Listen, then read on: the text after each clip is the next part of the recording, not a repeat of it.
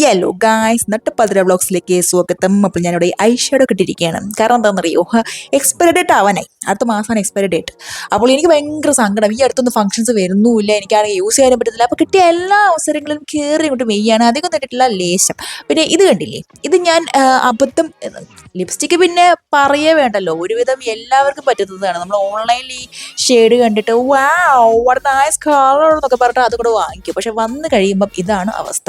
ഇത് ആക്ച്വലി എനിക്ക് തീരെ ഇഷ്ടപ്പെട്ടിട്ടുണ്ടായിരുന്നില്ല. പക്ഷെ ഞാൻ വിചാരിക്കും കാശ് കൊടുത്ത് വാങ്ങിച്ചതല്ലേ, അപ്പം അതും എവിടെയെങ്കിലുമൊക്കെ യൂസ് ചെയ്യണ്ടേ, അപ്പം നിങ്ങൾ കണ്ട് സഹിക്കാം, അതിന് വേണ്ടിയിട്ട് എടുത്തിട്ടതാണ്. ഓക്കെ, ഷെയ്ഡ് എനിക്ക് ഓർമ്മയില്ല, പക്ഷേ ഏത് ബ്രാൻഡായിരുന്നു അതും എനിക്ക് ഓർമ്മയില്ല. അപ്പം നമുക്ക് മുന്നോട്ടേക്ക് കണ്ടെക്കാം. അപ്പോൾ എന്തിനാ ഇങ്ങനെ എടുത്തിരിക്കുന്നതെന്ന് വെച്ച് കഴിഞ്ഞാൽ, യെസ് ഗൈസ്, ഞാൻ ഷോർട്സിന് വേണ്ടി എടുത്ത കുറേ സാധനങ്ങളുണ്ടായിരുന്നു. അത് പക്ഷേ ഷോർട്സിലേക്ക് ഇടാൻ എനിക്കിപ്പം വലിയ മൂഡൊന്നും വരുന്നില്ല. ആക്ച്വലി 1 മിനിറ്റിൻ്റെ ഉള്ളിൽ വേണം ഷോർട്സ് ഇടാൻ. എനിക്ക് നീട്ടിക്കൊണ്ട് പോകാൻ താല്പര്യമില്ലാത്തതുമാണ് ഈ ഷോർട്സിൻ്റെ കാര്യത്തിൽ. ഷോർട്സ് എനിക്ക് 1 മിനിറ്റിൽ ഒതുക്കാനാണ് ഇഷ്ടം കേട്ടോ. അപ്പം എനിക്കാണെങ്കിൽ ശ്വാസം എടുക്കാതെയാണ് ഞാൻ ഷോർട്സ് ചിലതൊക്കെ പറഞ്ഞ് തീർക്കാറ്. എൻ്റെ ഇത് കണ്ടിട്ടുണ്ടെങ്കിൽ നിങ്ങൾക്ക് മനസ്സിലാവും. എല്ലാം കൂടി ഒതുക്കി 1 മിനിറ്റിൽ കുത്തിക്കയറ്റുക എന്ന് വെച്ച് കഴിഞ്ഞാൽ വളരെയധികം പ്രയാസപ്പെട്ട ഒരു കാര്യമാണ്. അപ്പം ഞാൻ വിചാരിച്ചു ആ ഷോർട്സിലേക്കുള്ള മൂഡ് അങ്ങോട്ട് പോയല്ലോ, അപ്പോൾ പിന്നെ ലോങ്ങിലേക്ക് അങ്ങോട്ട് ഇറക്കാമെന്ന്. കാരണം അവിടെ കുറേ പേര് ചോദിച്ചിട്ടുണ്ട് ഡേ ഇൻ മൈ ലൈഫ് അതൊക്കെ എടുത്ത് ഇടണം എന്നുള്ളത്. പിന്നെ എൻ്റെ ഡേ സ്റ്റാർട്ട് ചെയ്യുന്നത് നട്ടപ്പാതിരേക്ക് ആയതുകൊണ്ട് വലിയ കാര്യത്തിൽ ഇടാൻ മാത്രം ഒന്നുമില്ല. അപ്പം ഞാനെന്ത് വിചാരിച്ചു, ഈ എൻ്റെ ലൈഫിൽ സംഭവിച്ചിട്ടുള്ള കുറേ ദിവസങ്ങളായിട്ട് സംഭവിച്ചിട്ടുള്ള കാര്യങ്ങൾ ഇങ്ങനെ ചീന്തിയെടുത്തത് എല്ലാം കൂടി കുത്തി കയറ്റിയിട്ട് നിങ്ങളുടെ മുന്നിലേക്ക് ഒരു വീഡിയോ അങ്ങോട്ട് ഇറക്കാമെന്ന് വിചാരിച്ചു. വലിയ കാര്യങ്ങളൊന്നുമല്ല, ഒരു 3 ദിവസം സംഭവിച്ച കാര്യങ്ങൾ ഞാനങ്ങോട്ട് കുത്തി കയറ്റിയിട്ട് നിങ്ങളുടെ മുന്നിലേക്ക് പ്രസൻറ്റ് ചെയ്യാൻ പോവുകയാണ്. ഇതപ്പോൾ ഇത് നടക്കുന്നത് എൻ്റെ ചങ്ക ലണ്ടനിൽ നിന്ന് വന്ന സമയത്താട്ടോ. അത് ഏകദേശം ഈ സമയത്തായിരുന്നു, ഏപ്രിലായിരുന്നു, മെയ് ആയിരുന്നു, അപ്പോഴെങ്ങാനും വന്നതാണ്. അപ്പോൾ വന്നു കഴിഞ്ഞാൽ പിന്നെ വീട്ടിലിരുന്ന പരിപാടിയില്ല, പുറത്തിറങ്ങുക, ഫുഡടിക്കുക, തിരിച്ചു വരിക, അലുമ്പ് കാണിക്കുക, ഇതൊക്കെ തന്നെയുള്ളൂ. അപ്പം ഞാനാണെങ്കിൽ എനിക്കൊന്ന് വന്ന സമയത്ത് മുതൽ ഞാൻ ഉള്ളവിടെ തന്നെയായിരുന്നു കേട്ടോ. അപ്പം ഇത് കാണുന്നത് എന്തെന്ന് വെച്ച് കഴിഞ്ഞാൽ ഞങ്ങളുടെ നട്ടപ്പാതിര ഭ്രാന്തുകളിലെണ്ണ വ്ളോഗ്സ് മാത്രമല്ല, ഭ്രാന്ത് കാണിക്കാനും ഞങ്ങൾ ബെസ്റ്റ് എണ്ണ. അപ്പോൾ ചുമ്മാ ഓരോരോ കോപ്രായങ്ങൾ കാണിക്കണം. അത് എനിക്ക് തോന്നുന്നത് ആ രാത്രി ഉറങ്ങിയിട്ടേ ഉണ്ടാവില്ലേ, ഇമാതിരി കോപ്രായങ്ങൾ കാണിച്ചിട്ട് ഇൻസ്റ്റാ റീൽസ് ഇടാം, അത് ഇത് എന്നൊക്കെ പറഞ്ഞിട്ട് എന്തൊക്കെയൊക്കെയോ കാട്ടിക്കൂട്ടിണ്ടായിരുന്നു. ഉറങ്ങിയിട്ടില്ലാന്ന് തോന്നുന്നു, പക്ഷെ എപ്പോഴോ ഒന്ന് കണ്ണടച്ചിട്ടുണ്ടായിരുന്നു. എപ്പോഴാ ഉറങ്ങിയേ എനിക്ക് ഓർമ്മയില്ല, പക്ഷേ എണീച്ചപ്പോൾ എന്തായാലും ഒരു ഉച്ചര വൈകുന്നേരം ആയിട്ടുണ്ടായിരുന്നു തോന്നുന്നു. അപ്പം ഞാൻ പുറത്തിറങ്ങിയപ്പോൾ കാണുന്നത് അങ്കിളും ആൻറ്റിയും മാങ്ങ പറിക്കൽ തിരക്കിലായിരുന്നു കേട്ടോ. അപ്പം മാങ്ങ സീസണൊക്കെ കഴിഞ്ഞെന്ന് എനിക്കറിയാം. മാങ്ങ പൂത്തു, കൊലച്ചു, പഴുത്തു, ഇപ്പോൾ സീസണേ കഴിഞ്ഞു, അപ്പോഴാണ് ഇതൊക്കെ ഇറക്കുന്നത്. പക്ഷേ ഇതിപ്പോൾ കാണുമ്പോൾ നിങ്ങൾക്ക് മനസ്സിന്നൊരു കൊതി ഇങ്ങനെ വരുന്നില്ലേ? ഹായ്, അന്തകാലം എത്ര മനോഹരമായ മാങ്ങാക്കാലം എന്ന് തോന്നുന്നില്ലേ? അത് വരുത്താനാണ് ഞാൻ ഇത് ഇപ്പിട്ടത്. മണ്ടന്മാർ വിശ്വസിച്ചു. ഓക്കെ, അപ്പം ഇത് കണ്ടോ, ആൻറ്റിയാണ് മാനേജർ.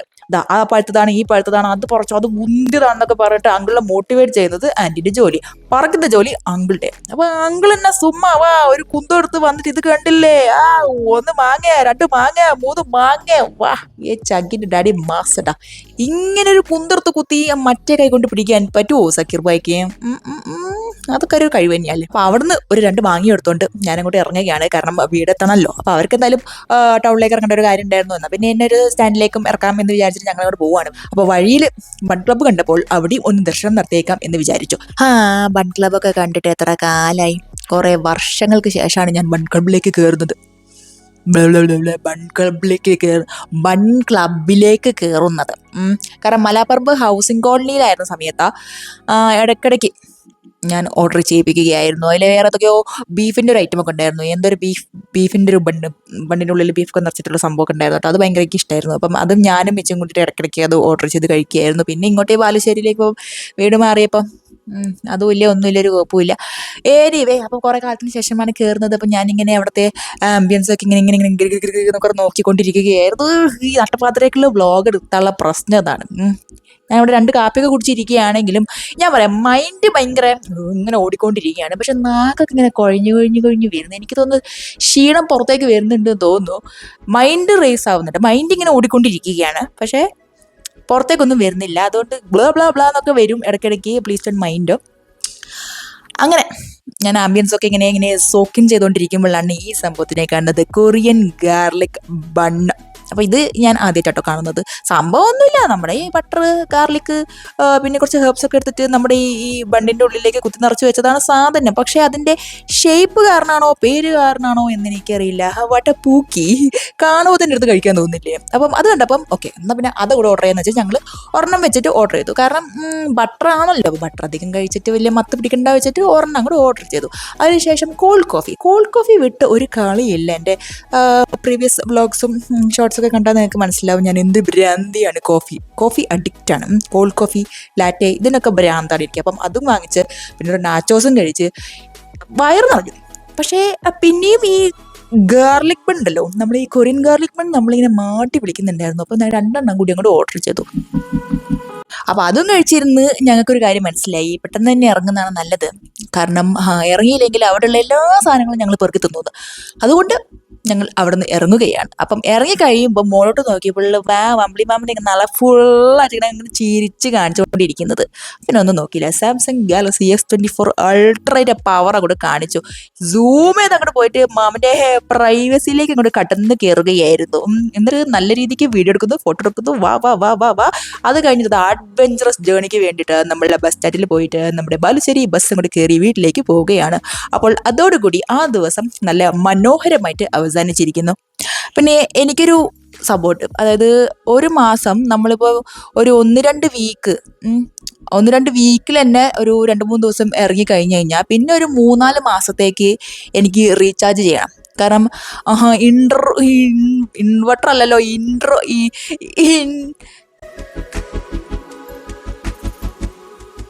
ഇൻട്രോവേർട്ട് ആയതുകൊണ്ട് എനിക്ക് വളരെയധികം സോഷ്യൽ സാധനങ്ങളൊന്നും താങ്ങാൻ പറ്റില്ല. എനിക്ക് എൻ്റെ സോഷ്യൽ ബാറ്ററി പെട്ടെന്ന് അങ്ങോട്ട് തീർന്നു പോകും.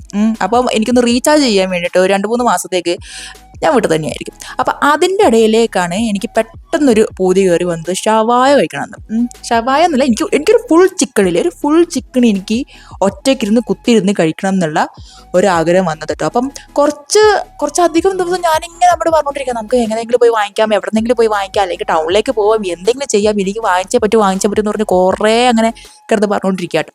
അപ്പം 14സിലേക്ക് അങ്ങോട്ട് വിളിച്ചു, നമ്മുടെ നന്മണ്ട 14 40സിലേക്ക് കേട്ടോ. അപ്പം ഞാനിങ്ങനെ മെനു നോക്കിയപ്പം അവരുടെ കയ്യിൽ ഷവായ കണ്ടില്ല, പക്ഷേ കുഞ്ഞിക്കോഴി റോസ്റ്റ് എന്ന് കണ്ടു. അപ്പം ഞാൻ വിചാരിച്ചു കുഞ്ഞിക്കോഴി റോസ്റ്റ്, അപ്പോൾ ചെറിയ കോഴീനെ നല്ല ഫ്രൈ ചെയ്തെടുത്തായിരിക്കും എന്ന് എൻ്റെ മനസ്സിങ്ങനെ പറഞ്ഞു കേട്ടോ. ആക്ച്വലി തെറ്റുപറ്റിപ്പോയത്, കാരണം റോസ്റ്റ് എന്ന് പറയുമ്പം സ്വാഭാവികമായിട്ടും അത് കുറച്ച് ഗ്രേവിയും ഉള്ളിയൊക്കെ ഉള്ളതാണ്, സാധാരണ അങ്ങനെയല്ലേ കണ്ടത്. പക്ഷേ എൻ്റെ ബ്രെയിനിൽ അങ്ങോട്ട് പോയില്ല ഈ സാധനം. എൻ്റെ മനസ്സിൽ കുഞ്ഞിക്കോഴി റോസ്റ്റ് എന്ന് കണ്ടപ്പോൾ ഒരു മൊത്തം കോഴീനെ എടുത്തിട്ട് പൊരിച്ചു വെച്ചതാണെന്നായിരുന്നു. അപ്പോൾ വീട്ടുകാർക്കും അതേപോലെ തന്നെയായി. അത് ഒരു എന്താ പറയുക, കുഞ്ഞിക്കോഴീനെ ഫ്രൈ ചെയ്തെടുത്ത് വെച്ചത് തന്നെയായിരുന്നു വീട്ടുകാരുടെയും മനസ്സിൽ കേട്ടോ. അപ്പം ഞങ്ങളത് ഒരെണ്ണം എനിക്ക് മൊത്തം വേണം എന്ന് പറഞ്ഞു. അപ്പോൾ ഒരെണ്ണം മൊത്തം എനിക്കും പിന്നെ അച്ഛനും അമ്മയ്ക്കും അനിയത്തിക്കും കൂടിയിട്ട് അവർ ഒരെണ്ണം കൂടി വാങ്ങിച്ചു. പിന്നെ ഞങ്ങൾ നൂൽ പൊറോട്ടയും കൂടി വാങ്ങിച്ചിട്ടുണ്ടായി കേട്ടോ. അപ്പോൾ അവർ വിളിച്ചപ്പോൾ തന്നെ അവർ പറഞ്ഞു ഒന്നിന് എത്ര 320 റുപ്പീസോ അങ്ങനെ എന്തോ ആണ് കേട്ടോ. കാരണം നമ്മൾ 2 കയറി ഓർഡർ ചെയ്തപ്പോഴേ അവർ വിചാരിച്ചിട്ട് ഈ കുട്ടിക്ക് ഇവർക്ക് ഭ്രാന്തായതാണോ, അതോ ഇവർക്ക് കാശിൻ്റെ ഇത് അറിയാഞ്ഞിട്ടാണോ, അതോ ഇതിനെക്കുറിച്ച് വലിയ ധാരണയൊന്നും ഇല്ലാത്തവരാണോ, മന്ദബുദ്ധികളാണെന്നൊക്കെ വിചാരിച്ചുകൊണ്ടാണെന്ന് തോന്നുന്നു അവരിങ്ങോട്ട് നേരെ ഇതിനെ ഇങ്ങനെയാണ് കാശ് കുറച്ച് ഉണ്ട് സാധനം എന്നുള്ള രീതിയിൽ ഇവരിങ്ങോട്ട് പറഞ്ഞു. ഞങ്ങൾ പറഞ്ഞു അതൊന്നും ഞങ്ങൾക്ക് പ്രശ്നമില്ലാവും, സാധനം കിട്ടണം. ഇവിടെ ഒരു ഭ്രാന്തി ഇവിടെ നിൽക്കുന്നുണ്ട്, ഒരു തീറ്റ ഭ്രാന്തി നിൽക്കുന്നുണ്ട്, അതിൻ്റെ അണ്ണാക്കിലേക്ക് തള്ളാൻ വേണ്ടിയിട്ടാണ്, നിങ്ങൾ അയച്ചുകൊള്ളൂ. അപ്പം നല്ല അടിപൊളി മഴയത്തും നല്ല ചളിപൊളി പണ്ടാരടക്കി കിടക്കുന്ന റോഡിലൂടെ വളരെയധികം പ്രയത്നിച്ച് ഇതാ നമ്മുടെ 14സിലെ ചേട്ടൻ വന്നിരിക്കുകയാണ്. ചേട്ടൻ വന്നിരിക്കുകയാണ്. നന്ദി ചേട്ടാ, 1000 നന്ദി. ആ സാധനം അങ്ങോട്ട് കൈ കിട്ടിയില്ല, ഇത് കണ്ടില്ലേ, എന്നാ പോയി തിന്ന് പണ്ടോരട്ടക്ക്. കാരണം കുറേ ദിവസമായി ഞാൻ എൻ്റെ ആ പാവ അമ്മേനെ വെറുപ്പിക്കാൻ തുടങ്ങിയിട്ട്, എന്നാൽ പിന്നെ നീ പോയി തിന്ന് എന്നുള്ള രീതിയിലായിരുന്നു. അപ്പം ഞാൻ ഈ സാധനം തുറന്നു കഴിഞ്ഞിട്ട് അപ്പോഴാണ് ഈ റോസ്റ്റ് സാധനം ശരിക്കും കാണുന്നത് കേട്ടോ. ഞാൻ പറഞ്ഞില്ലേ എൻ്റെ മനസ്സിൽ ഫ്രൈ ആയിരുന്നു. ഐ നോ റോസ്റ്റ് എന്ന് പറയുമ്പോൾ തന്നെ അങ്ങനെയാണെന്ന് എനിക്കറിയാം, പക്ഷേ എന്ത് ചെയ്യാനാ. എന്നാലും കുഴപ്പമില്ല. കണ്ടു കഴിഞ്ഞപ്പം ആദ്യം ഞാൻ വിചാരിച്ചത് ഇത് ഈ കുഞ്ഞു കോഴീനെ ഇങ്ങനെ മുറിച്ച് പീസാക്കി വെച്ചിരിക്കുകയെന്ന് ഞാൻ വിചാരിച്ചു പോയിട്ടോ. ആ നിമിഷം എൻ്റെ ചങ്കൊന്ന് ഇടിഞ്ഞു. കാരണം എനിക്ക് ആ ചിക്കൻ ആ ഒരു കോളത്തിൽ തന്നെ കിട്ടണമായിരുന്നു. പക്ഷെ സാറില്ല, കമഴ്ത്തി എടുത്തപ്പം എനിക്ക് മനസ്സിലായി ഇല്ല, ചെറുതായിട്ടൊരു ഇങ്ങനെ കോഴീനെ ഡിസ്ലൊക്കേറ്റ് ചെയ്ത് വെച്ചിട്ടുണ്ടെങ്കിലും സാധനം കാണാൻ ഒരു മൊത്തം കോഴി തന്നെയാണെന്ന്. അപ്പോൾ എനിക്ക് സന്തോഷമായി. കാരണം ഈ അപ്പിയറൻസിലും ഒരു ഇതുണ്ടല്ലോ, ഫുഡിനെ കാണുന്ന രീതി വെച്ചിട്ട് നമ്മുടെ മനസ്സ് വളരെയധികം സന്തോഷം ഇതുണ്ടാവുമല്ലോ, അതൊരു സൈക്കോളജി ഉണ്ടല്ലോ. അപ്പോൾ ഇത് കണ്ടു കഴിഞ്ഞപ്പം വളരെയധികം ഹാപ്പി ആയിരുന്നു കേട്ടോ. അപ്പോൾ ഞാൻ പറഞ്ഞില്ലേ, ഇത് ഞാൻ ASMR വീഡിയോ ഒക്കെ എടുക്കണം എന്ന് വിചാരിച്ചിട്ടുണ്ടായിരുന്നു. അതായത് കഴിക്കുന്ന ASMR അല്ലേ, ആ വീഡിയോ എടുക്കണമെന്ന് ഞാൻ വിചാരിച്ചിട്ടുണ്ടായിരുന്നു. പക്ഷെ നടന്നില്ല. കാരണം ആദ്യത്തെ ബൈറ്റിൽ തന്നെ അത് പറിച്ചെടുത്ത് കഴിച്ചപ്പോൾ തന്നെ എനിക്ക് മനസ്സിലായി ഈ വീഡിയോ മൊത്തത്തിൽ എനിക്ക് ഷൂട്ട് ചെയ്യാൻ പറ്റില്ല. അതുകൊണ്ട് 2-3 ഭാഗം ഷൂട്ട് ചെയ്തിട്ട് ഞാനിവിടെ മാറ്റി വെച്ചിട്ട് പിന്നെ വളരെ അധികം ഭ്രാന്തമായ രീതിയിൽ ഞാൻ ആ കോഴിയെ പറിച്ച് തിന്നുകയായിരുന്നു. എന്തായാലും വളരെയധികം മനോഹരമായ ഒരു സംഭവം തന്നെയായിരുന്നു. പിന്നെ അത് കഴിച്ചതിന് ശേഷം കുറച്ച് ദിവസത്തേക്ക് ഞാൻ കഞ്ഞി മാത്രമാണ് കുടിച്ചുകൊണ്ടിരുന്നത്. വേറെ ഒന്നും കൊണ്ടല്ല, കാരണം അത്രയ്ക്ക് വയറ് നിറഞ്ഞിട്ടുണ്ടായിരുന്നു. എൻ്റെ മനസ്സും വയറും ഒരേപോലെ നിറഞ്ഞിട്ടുണ്ടായിരുന്നു. അപ്പോൾ പിന്നെ എനിക്ക് കുറച്ച് ദിവസത്തേക്ക് കഞ്ഞി മതി എന്നുള്ളൊരു രീതിയായിരുന്നു. അത് കഴിഞ്ഞ് പിന്നെയും ഫുൾ ചാമ്പൽ തന്നെയായിരുന്നു. പക്ഷെ കുറച്ച് ദിവസത്തേക്ക് കഞ്ഞിയിലേക്കായിരുന്നു പോയിക്കൊണ്ടിരുന്നത്. അപ്പോൾ ആ ദിവസവും ശുഭകരം. പിന്നെ അത് കഴിഞ്ഞ് എൻ്റെ ജീവിതത്തിലെ ഏറ്റവും മനോഹരമായ ഒരു കാര്യം നടന്ന ഒരു ദിവസത്തിനെ കുറിച്ചാണ് ഞാനിവിടെ പറയാൻ പോകുന്നത്. കാരണം കുറച്ച് വർഷങ്ങളായിട്ട് എന്നെ എന്താ പറയുക, ഭ്രാന്ത് എന്നല്ല, അതുക്കും മേലെ ഒരു അവസ്ഥയിലൂടെ കടന്നു പോയിക്കൊണ്ടിരിക്കുന്ന എന്താ പറയുക, ഒരു കാരണക്കാരനല്ല, ഒരു കാരണമായ ഒരു സാധനത്തിനെ മാറ്റിയിട്ട് വേറൊരു സാധനത്തിൻ്റെ എൻ്റെ എന്താ പറയുക, ജീവിതത്തിലെ ഒരു പുണ്യത്തിനെ കൊണ്ടുവന്ന ഒരു സംഭവമായിരുന്നു കേട്ടോ. അത് പിച്ചുമ്പയ്യമാണ് ഞാൻ പറയുന്നത്, എന്നാലും ഏകദേശം ഒരു ഊഹം മനസ്സിലായോ ഞാൻ എന്താ ഉദ്ദേശിച്ചതെന്ന്. അപ്പോൾ ഇതായി ഇത് കണ്ടില്ലേ. അപ്പം ഈ മൂഞ്ചിയ സാധനം ഇവർ ആദ്യമായിട്ട് 2020 കൊറോണ സമയത്ത് തന്നെയാണെന്ന് തോന്നുന്നു കേട്ടോ. അപ്പം ഈ സമയത്താണ് ഈ പണ്ടാരം എൻ്റെ ജീവിതത്തിലേക്ക് കയറി വരുന്നത്. കൊറോണ പോലെ തന്നെ വേറൊരു ദുരന്തം. അതാണ് എനിക്ക് പറയാനുള്ളത്. കാരണം ഇവരത് ഫിറ്റ് ചെയ്യാൻ വന്ന ദിവസം തന്നെ എന്തോ ഒരു ഒച്ച കേട്ടിട്ടുണ്ടായിരുന്നു, എന്തോ ഒച്ച കേട്ടിട്ടുണ്ടായിരുന്നു. അപ്പം അമ്മ ഒന്ന് ചോദിച്ചു, എന്താ പ്രശ്നം, എന്താ ഉണ്ടായെന്നൊക്കെ ചോദിച്ചപ്പോൾ അവരൊന്നും ഈ പ്രശ്നത്തിൽ ഒരു പ്രശ്നമൊന്നും ഇല്ല എന്നൊക്കെ പറഞ്ഞു കേട്ടോ. അപ്പം പിന്നെ സംഭവം എന്താണെന്ന് വെച്ച് കഴിഞ്ഞാൽ എൻ്റെ റൂമിൽ ഒരു തണുപ്പും ഇല്ല, ഒന്നുമില്ല. ഇതിപ്പം അവര് മറ്റേ നമ്മളിതില്ലേ ഹൈപ്പർ കൂളോ എന്താണ് ആ സാധനം ഇല്ലേ, അത് ഇട്ട് കഴിയുമ്പോൾ പെട്ടെന്നൊരു തണുപ്പ് വരും.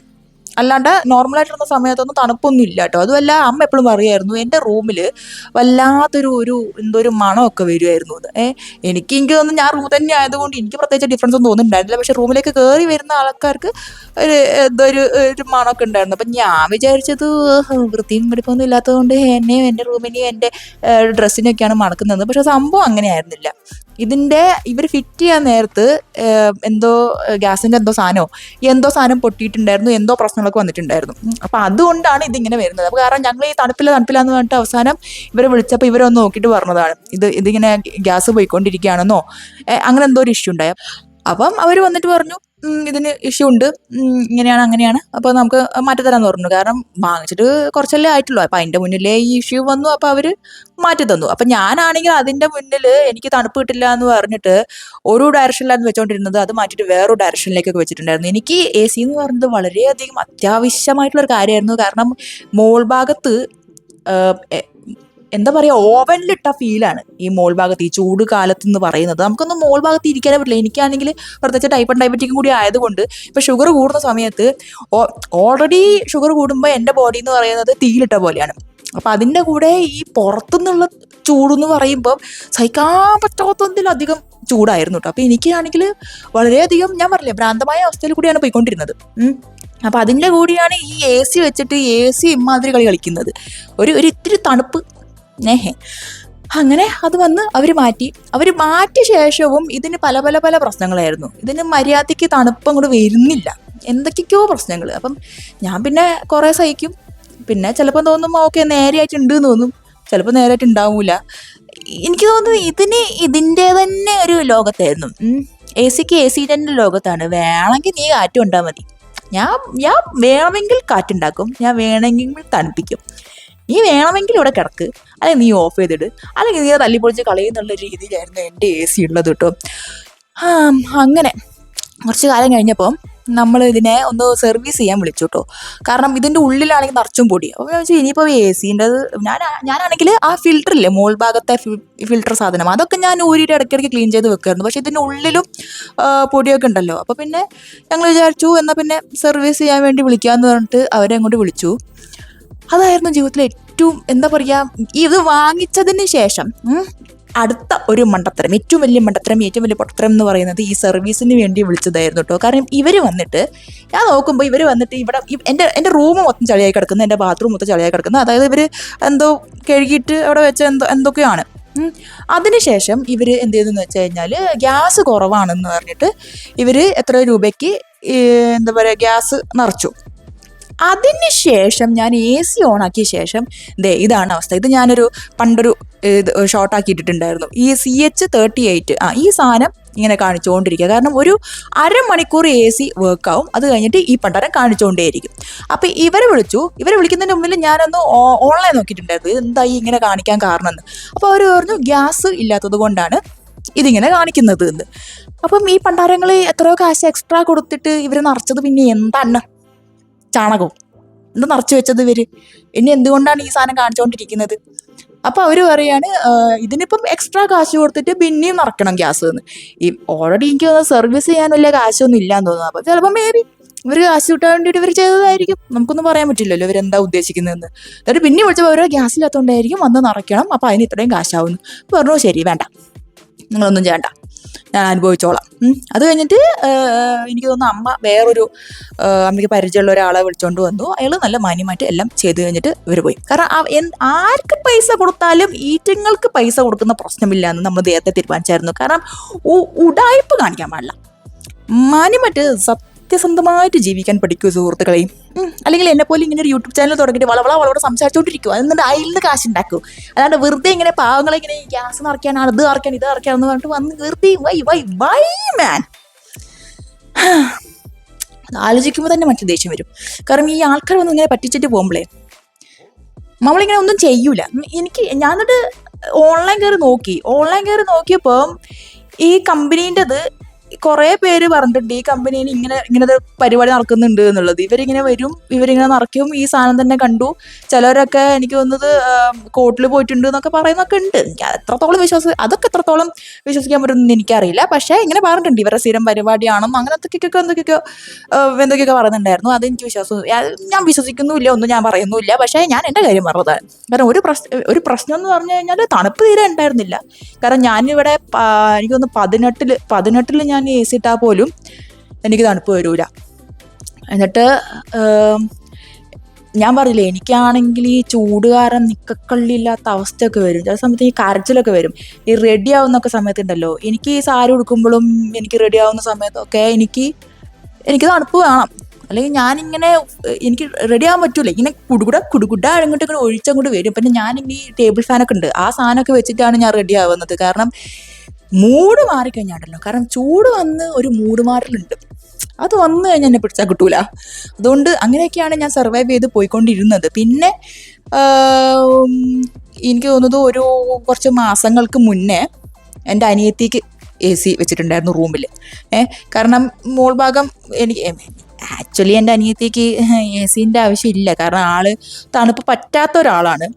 പക്ഷേ ഇങ്ങനത്തെ ഒരു വൃത്തികെട്ട ക്ലൈമറ്റും പിന്നെ ആൾക്കാരൊക്കെ വരുന്ന സമയത്ത് ചിലപ്പോൾ അവർ റൂമൊക്കെ യൂസ് ചെയ്യുന്ന സമയത്ത് നമ്മുടെ AC തണുപ്പൊക്കെ വേണ്ടേ, കാരണം അവർക്ക് സർവൈവ് ചെയ്യാൻ പറ്റില്ലല്ലോ ഈ ചൂടെന്ന് വിചാരിച്ചിട്ട് എൻ്റെ അനിയത്തിൻ്റെ റൂമിലേക്കൊന്ന് വെക്കാമെന്ന് വെച്ചിട്ട് ഞങ്ങൾ വോൾട്ടാസിൻ്റെ ഒരു AC കൂടെ വാങ്ങിച്ചു കേട്ടോ.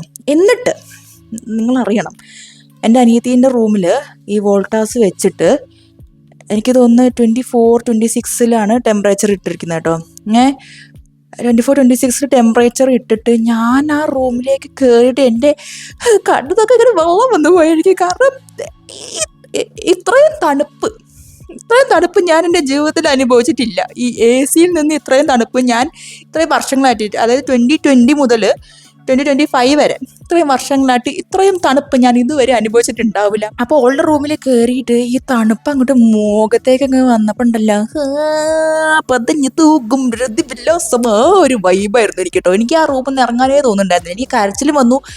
അപ്പോഴാണ് എൻ്റെ അച്ഛനോട് ഞാൻ പറഞ്ഞത്, എൻ്റെ റൂമിലേക്ക് പോയിട്ട് ഞാൻ 18 ഇട്ട് തരാം. അവിടെ 24-26 ഇരിക്കുന്നത്, എൻ്റെത് ഇവിടെ 18 ഇട്ട് തരാം ഞാൻ, എന്നിട്ട് ഇവിടെ ഇരിക്കുക. കാരണം ഞാൻ പറയുമ്പോൾ ഇവരെങ്ങനെയാണ് പറയുന്നത് വെച്ച് കഴിഞ്ഞാൽ, പക്ഷേ തണുപ്പൊക്കെ ഉണ്ടല്ലോ.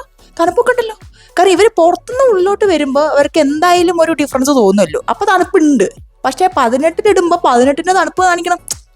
ഏത്? അതായത് പുറത്തുനിന്ന് വരുന്നപ്പോൾ തണുപ്പുണ്ട് എന്ന് പറഞ്ഞിട്ട് കാര്യമില്ലല്ലോ. ഇവർ ഈ കുറേ വർഷങ്ങളായിട്ട് ഇത് തന്നെയായിരുന്നു പറഞ്ഞുകൊണ്ടിരുന്നത്, തണുപ്പുണ്ടല്ലോ തണുപ്പുണ്ടല്ലോ. പക്ഷേ എനിക്കങ്ങോട്ട് പറ്റണ്ടേ. പിന്നെ ഇവർ പറഞ്ഞ് ഞാൻ തന്നെ എന്താ പറയുക, സ്വയം ഗ്യാസ് ലൈറ്റ് ചെയ്യാൻ തുടങ്ങി. അതായത് ഓക്കെ, മേ ബി ഞാൻ ഡയബറ്റിക് ആയത് കൊണ്ടായിരിക്കും എനിക്ക് തണുപ്പ് തോന്നാത്തത്. കാരണം അങ്ങനത്തെ സന്ദർഭങ്ങളും ഉണ്ടായിട്ടുണ്ട്. അപ്പം എനിക്ക് എൻ്റെ പ്രശ്നമായിരിക്കും, AC-ൻ്റെ പ്രശ്നമല്ല എന്നൊക്കെ കുറേ വിചാരിച്ചിട്ടുണ്ടായിരുന്നു. അങ്ങനെ വോൾട്ടാസ് വന്നപ്പോഴാണ് എല്ലാവർക്കും മനസ്സിലായത് ഈ മൂഞ്ചി സാധനത്തിൻ്റെ സത്യാവസ്ഥ എന്താണെന്നുള്ളത്. അപ്പോൾ ഒന്നും നോക്കിയില്ല, ഇതിനെ മാറ്റിയിട്ട് എൻ്റെ റൂമിലേക്കും വോൾട്ടാസ് ബേബീനെ കൊണ്ടുവരാമെന്ന് ഞങ്ങൾ തീരുമാനിച്ചിട്ടുണ്ട്. അങ്ങനെ സംഭവം എത്തിയിരിക്കുകയാണ്. ഇതിനെ കണ്ടപ്പോൾ തന്നെ ആനന്ദാശ്രുതൊക്കെ പറഞ്ഞില്ലേ, അതായിരുന്നു എനിക്ക്. അത് ഈ വോൾട്ടാസ് എഴുതി കണ്ടപ്പോൾ തന്നെ തൂ ഇനി ഞാൻ കണ്ണു വെച്ചിട്ട് ഇനി ഒന്നും വരാൻ നിൽക്കണ്ട. പക്ഷെ സത്യം പറയാം, ഇത് കണ്ടു കഴിഞ്ഞപ്പോൾ എനിക്ക് വളരെയധികം മനസ്സിന് ഇങ്ങനെയായിരുന്നു. കാരണം എനിക്കറിയാലോ എൻ്റെ റൂമിലേക്ക് ഫൈനലി തണുപ്പ് വരാൻ പോവാണെന്നുള്ള ആ ഒരു ഇത് വന്നല്ലോ. അങ്ങനെ സംഭവം ഫിറ്റ് ചെയ്ത് വെച്ചിരിക്കുകയാണ് ഗൈസ്. ഇത് കണ്ട, ഞാൻ ഈ ഏത് മൂലയ്ക്ക് പോയി നിന്നാലും, ഏത് ടേബിളിൻ്റെ അടിയിൽ പോയി നിന്നാലും എനിക്ക് തണുപ്പ് കിട്ടും. അതാണ് ഇതിൻ്റെ ഒരു ഇത്. അല്ല, സാധാരണ എല്ലാ AC-കളും അങ്ങനെ തന്നെ കിട്ടണം, അതിനാണല്ലോ AC വെച്ചിരിക്കുന്നത്. നമ്മുടെ റൂം മൊത്തം തണുപ്പിക്കാനാണ് AC വെച്ചിരിക്കുന്നത്. ഇതുവരെ അതിനുള്ള ഭാഗ്യം എനിക്ക് ഉണ്ടായിട്ടില്ല. അപ്പോൾ കിട്ടിയ ഒരു എന്താ പറയുക, ആദ്യമായിട്ട് ഈ ഒരു ഫീലിംഗ് അനുഭവിക്കുമ്പോൾ ഞാനിങ്ങനെ ഊട്ടി നട്ടുന്ന ഇങ്ങനെ എല്ലാ മൂലയ്ക്ക് പോയ തണുപ്പ് ഫീൽ ചെയ്തുകൊണ്ടിരിക്കുകയായിരുന്നു കേട്ടോ. കാരണം ഞാൻ പറഞ്ഞല്ലോ, ഇത്രയും മനോഹരമായൊരു ദിവസം എൻ്റെ ജീവിതത്തിൽ ഉണ്ടാവില്ല. എൻ്റെ പുണ്യാളെ കൊണ്ടുവന്നതാണ് എൻ്റെ വോൾട്ടാസ്. ആ ഒരു ഫീലിംഗ് ആയിരുന്നു എനിക്ക്. ഇനിയിപ്പോൾ പറഞ്ഞു തുടങ്ങി കഴിഞ്ഞാൽ ഞാനിങ്ങനെ പറഞ്ഞുകൊണ്ടേയിരിക്കും എൻ്റെ AC കഥകൾ, യാതനകൾ അത്രയും അനുഭവിച്ചത് കൊണ്ട്. ഞാൻ ബെല്ലില്ലാതൊക്കെ ബ്രേക്കില്ലാണ്ട് ഞാൻ ഇങ്ങനെ പോയിക്കൊണ്ടേയിരിക്കും. അപ്പോൾ അതുകൊണ്ട് എൻ്റെ AC പറയണം ഞാനിവിടെ നിർത്തുകയാണ്. കുറച്ച് മാസങ്ങളുടെ ഇടയിൽ നടന്നിട്ടുള്ള ചില കാര്യങ്ങൾ നിങ്ങളുടെ മുന്നിലിതാ അവതരിപ്പിച്ചിരിക്കുകയാണ്. എല്ലാവർക്കും ഇഷ്ടപ്പെട്ടു എന്ന് വിചാരിക്കുന്നു. എനിക്കാണെങ്കിൽ ചെറുതായിട്ട് ഇങ്ങനെ നാവുന്നുണ്ട്. ഇനിയിപ്പം ഇത് കുത്തിരുന്ന് എഡിറ്റ് ചെയ്യാനുണ്ട്, ഇത് അപ്ലോഡ് ചെയ്യാനുണ്ട്. അങ്ങനെയാണ് നിങ്ങളുടെ മുന്നിലേക്ക് ഇത് വരാൻ പോകുന്നത്. അപ്പോൾ ഞാൻ പോയിട്ട് ആ പണി ചെയ്യുകയാണ്. ഓക്കെ ഗൈസ്, ഇനിയും ഞാനിങ്ങനെ ആ മനോഹരമായിട്ട് ഇടാൻ മറന്ന വീഡിയോസും ഇടാൻ ഉദ്ദേശിക്കുന്ന വീഡിയോസും ഇനിയുള്ള വീഡിയോസും എല്ലാം കൊണ്ട് ഞാൻ നിർത്തി. എനിക്ക് ഉറക്കം വരുന്നു. ഉറക്കം മാത്രമല്ല, ഭ്രാന്തമായ അവസ്ഥയിലൂടെ പോയിക്കൊണ്ടിരിക്കുകയാണ്. ഞാനിപ്പോൾ അത് എത്രാമത്തെ പ്രാവശ്യം ഭ്രാന്തമായി എന്ന് പറഞ്ഞത് എണ്ണിട്ട് താഴെ കമൻറ്റ് ചെയ്യാട്ടോ. ഞാൻ എന്തായാലും സുല്ല് വിളിക്കാൻ പോവുകയാണ്. കാരണം ഇനി ഞാൻ തുടങ്ങി കഴിഞ്ഞാൽ ചിലപ്പോൾ ബെല്ലില്ലാണ്ടെന്ന് പിന്നെയും ബ്രേക്കില്ലാണ്ട് ഞാൻ പിന്നെയും പറഞ്ഞുകൊണ്ടേയിരിക്കും. അതുകൊണ്ട് ബൈ.